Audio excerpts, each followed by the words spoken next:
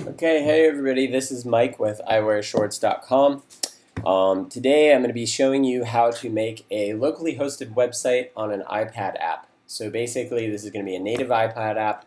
It's running locally and native on an iPad, and you're going to be running a website inside of that. So this is really great for developers who aren't well versed in iOS and Objective-C. They can go ahead and make what feels and looks like a native app using web technologies like HTML5 and CSS3, and then actually embed that web app inside of a native app so that you can get a really nice look and feel and develop it really easily.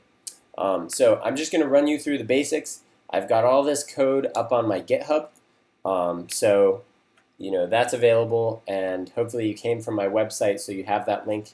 If not, just check out New Shorts on GitHub. And check out my locally hosted HTML5 iOS app.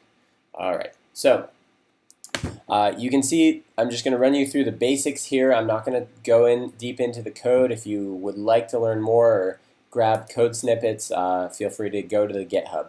I'm just going to walk you through how this is working and show you a couple tricks along the way. Basically, the first thing is our storyboard.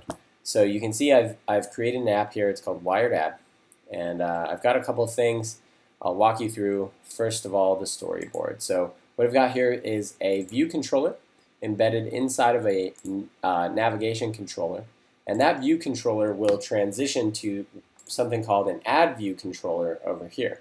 So in this case, my goal is to simulate sort of a Wired magazine iPad app ad. So you've got probably your first page here. This UI scroll view is going to look and feel like Wired magazine. And then if the user swipes left, they'll be transitioned to what will look and feel like an ad on Wired magazine.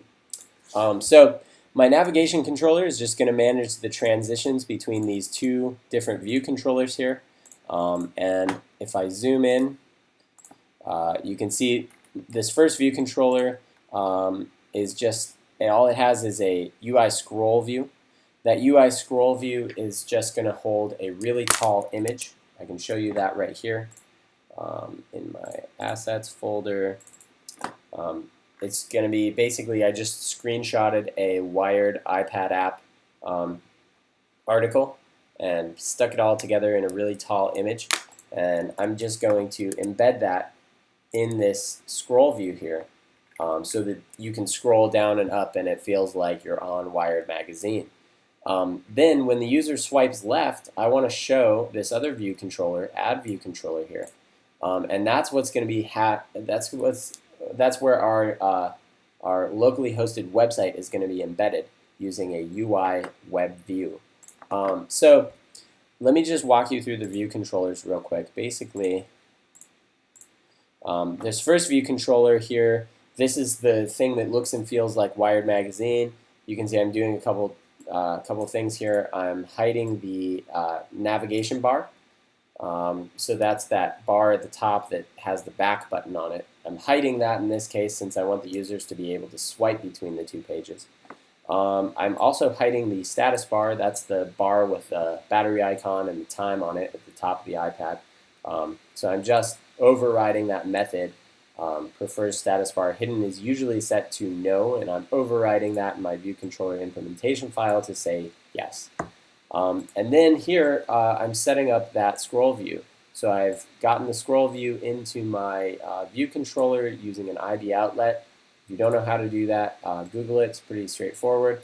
And I'm setting up the scroll view to be the height and width of my image. You can see from my Finder window 768, 38, 54, and I'm setting that width and height to 768 by 38, 54. So the content size of the scroll view is going to be that size, the size of the image. Then I'm pulling in the image using an image view and knitting it with an image called article. And I'm just setting up the scroll view with the subview of article, which is the image view. And you can see all I've done is drag and drop my article into the image assets folder. So I've just got an article and I've got a double the size article. And I've named one at 2x Apple automatically takes any images named @2x and puts them together.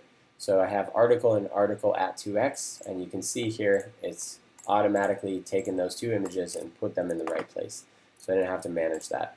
So that's my view controller.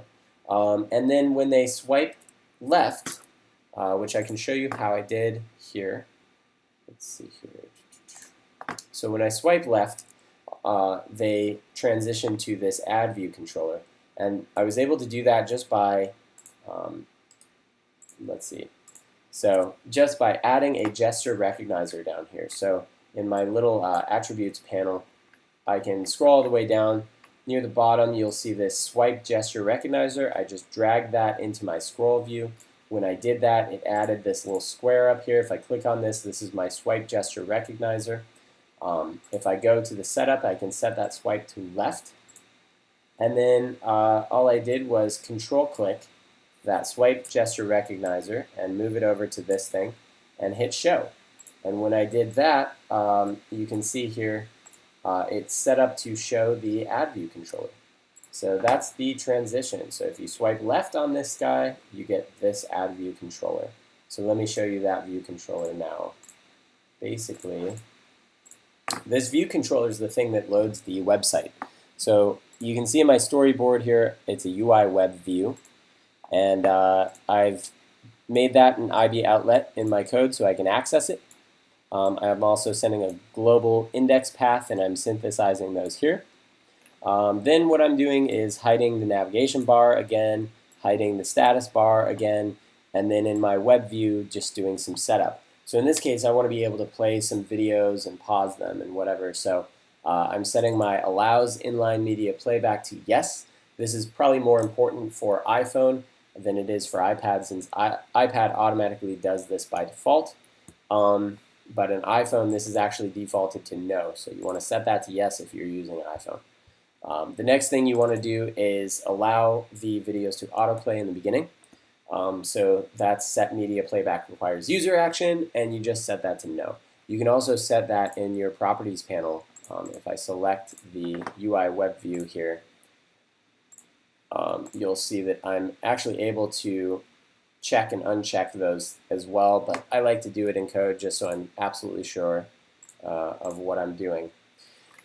And then here's the main part of my, my web view right here. Basically what I'm doing is I'm setting a path for a file called index of type HTML. So that's going to be index.html.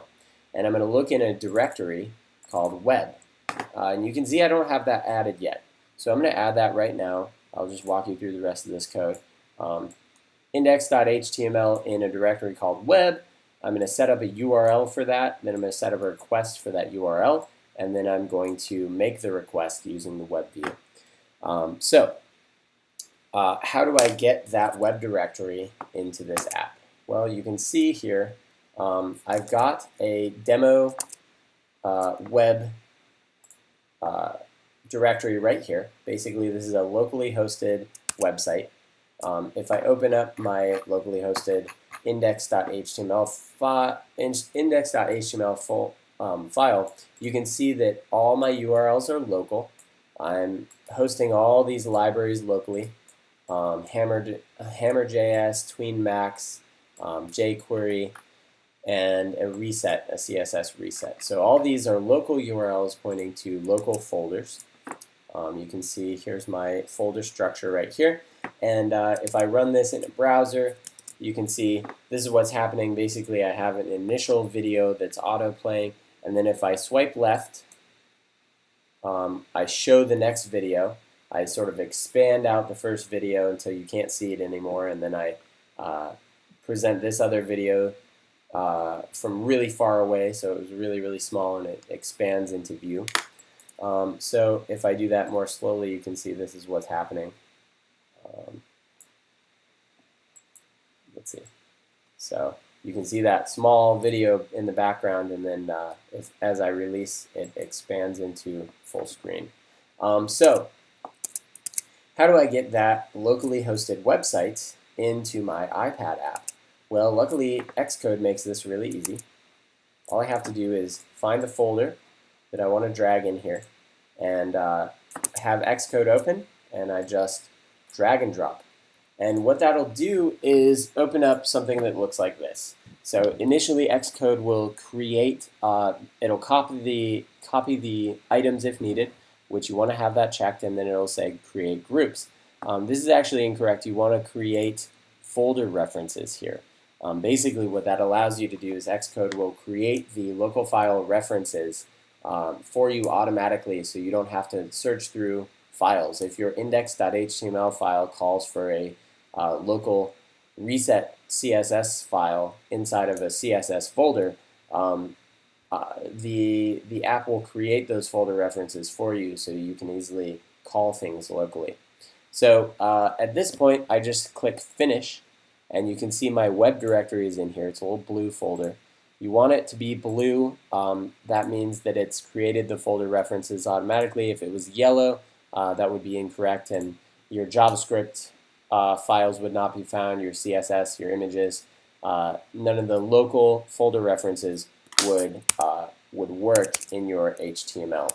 So at this point, I've copied that web directory in, so these URLs should be working, and let's go ahead and run it and see how it works. So you can see this is my iPad simulator. It's a little bit small. Let's see if I go scale up. So this is my first view controller. You can see there's my scroll view. I'm able to scroll, and there's that huge, giant, tall image. And everything's working there. And if I use swipe left, you can see that it opens up my UI web view, and it starts auto-playing that first video. And if I swipe left again, there's my JavaScript swipe gesture recognizing. And if I swipe left, you can see there it's expanding the second video in. And if I swipe right, it sort of resets things. Swipe left again, and there's my two HTML5 videos, sort of in what feels like a native iPad app, but is actually a web view. So anyway, that is it for me. I think that's all I need to show you today.